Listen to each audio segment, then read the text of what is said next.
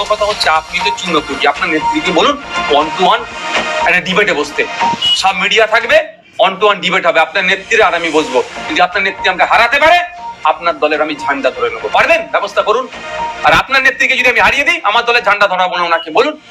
এই মুহূর্তে পদত্যাগ করবে, বাংলার যুব সমাজকে পরিত্রাণ দেবে, বাংলার শিক্ষিত সমাজকে পরিত্রাণ দেবে, বাংলার মানুষকে পরিত্রাণ দেবে। পারবেন? আমি চ্যালেঞ্জ ছুড়লাম। এখন উত্তরবঙ্গে যে বিপর্যয় হয়েছে, এই বিপর্যয়ের দায় আমাদের রাজ্য সরকার এবং আমাদের কেন্দ্র সরকার এড়িয়ে যেতে পারে না।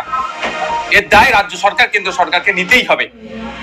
সাথে সাথে আমরা দাবি করেছি জাতীয় বিপর্যয় হিসাবে ঘোষণা করতে হবে। অলরেডি প্রায় 36 জনের অধিক মানুষ মারা গিয়েছে, প্রচুর মানুষ এখন নিখোঁজ, প্রচুর গাড়ি ঘরদোর তলিয়ে গিয়েছে এবং সাথে সাথে বন্য প্রাণীরা অনেক ক্ষতিগ্রস্ত হচ্ছে, অনেক মারা গিয়েছে।